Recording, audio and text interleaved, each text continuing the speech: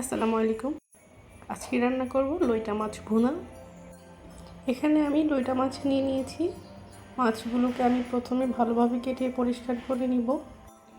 আমি মাছগুলোকে কেচি দিয়ে কেটে নিচ্ছি। আপনারা আপনাদের সুবিধা মতো যেভাবে ইচ্ছে হয় সেভাবে কেটে নেবেন। আমি মাছগুলোকে কেটে ধুয়ে পরিষ্কার করে নিব।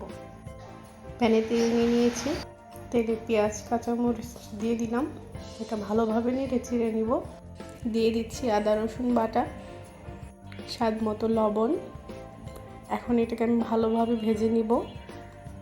ভেজে নেওয়া হয়ে গেলে দিয়ে দিচ্ছি হলুদ গুঁড়া, মরিচের গুঁড়া, একটুখানি জিরা গুঁড়া আর একটুখানি ধনিয়া গুঁড়া।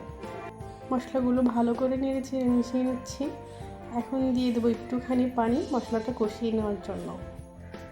মশলায় তেল উঠে যাওয়া পর্যন্ত কষিয়ে নেব। আমার মশলা কষানো শেষ। এখন মাছগুলো দিয়ে দিচ্ছি।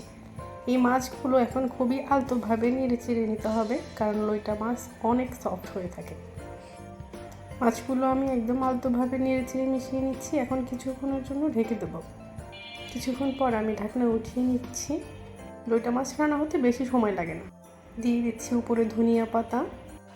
আলতোভাবে আবারও আমি নেড়ে চেড়ে মিশিয়ে নেব। আপনারাও এভাবে একবার লইটা মাছ রান্না ট্রাই করে দেখতে পারেন। এটা খুবই মজার হয়ে থাকে।